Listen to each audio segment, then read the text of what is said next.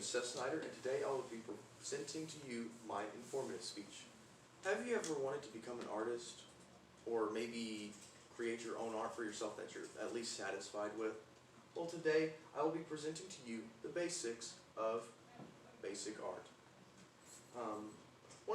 There's three basic steps to this, those being sketching, outlining, and shading. But before we get into that, let's talk about referencing. Referencing is when you look at a person, place, or thing and use it or its ideas to create something that you think would suit your piece. You could get outside, sit in a chair with a blank canvas and look into the landscape and capture the landscape. This is an example of referencing. Others use sculptures, which is a good use of anatomical figures, which can help you with anatomy and can also help you with understanding and creating your own poses. I personally use fashion magazines as it helps you with this and fashion, which is also another step of referencing, which is fashion.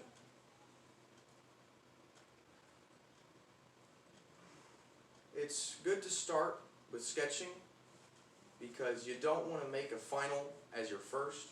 So sketching is a good rough draft when creating art. You would start with basic geometric shapes, for example, a circle, which could be used as the upper skull, and triangular shapes, which could be used for the bottom portion of your skull. Torsos and chests are usually made up of boxed shapes, while limbs are a little more complicated as they are more articulate, they move more. So more shapes would have to be used for them, such as angled lines, curved lines, more defined shapes. But once you get those down, which it just takes practice, it's all good. You'll get it down, which is referencing comes in handy with this as they can help you with poses and anatomy. Once you're done with sketching, a good second step, the next logical step, is outlining. Outlining is basically just picking apart the parts you like about your drawing and darkening those parts as to make them pop out more. This makes everything neater, prettier, and cleaner.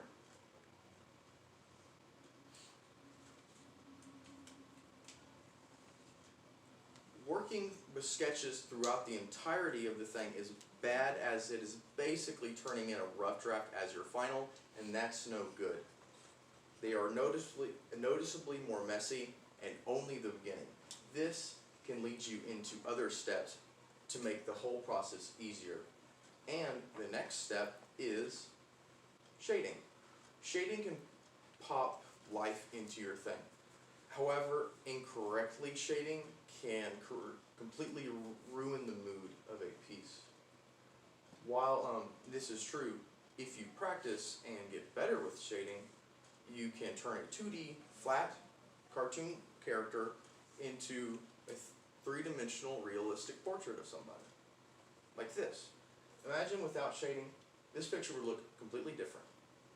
But with shading, kind of right out of the movie, which is American Psycho. It's funny.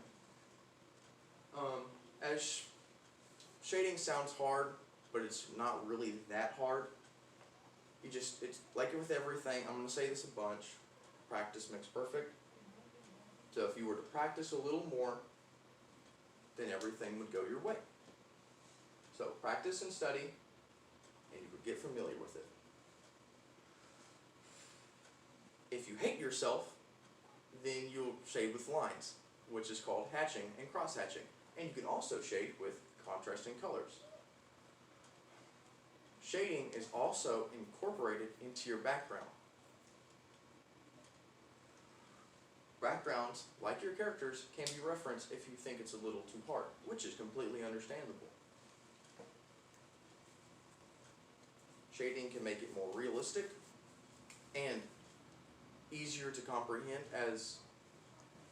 sounds funny, but making a cube, imagine you have a completely flat landscape and you have a cube. That cube means nothing until there's light given to it, which makes it a three-dimensional object, which makes buildings buildings. So, if you think this is hard, that's completely fine. You can't draw this. No one can. I can't. Only the person who drew this game. And I'm sure they've referenced a lot of this. So, if you're not too familiar with backgrounds, drawing simplistic backgrounds is the smarter choice, which is flat colors, maybe gradients of colors. It's also simplistic things like this one. We'll get to that eventually.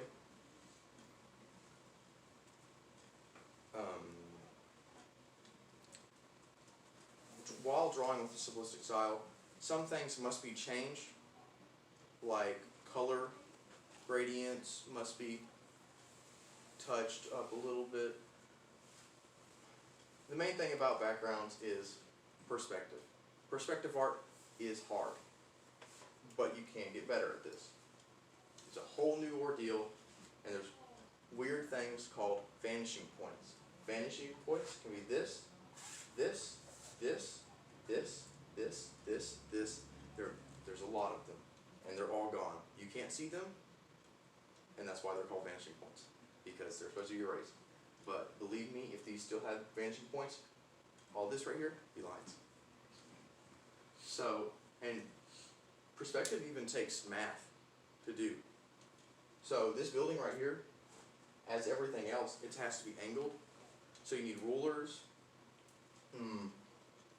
Maybe if you're getting, not this one in particular, but say if you were to do something like this, it would take more of a profound understanding of perspective.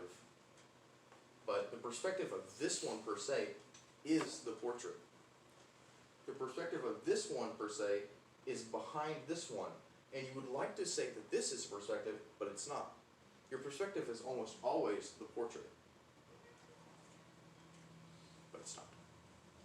So, if you were to use this one as an example, this would look like it's dwindling down until it reaches nothingness.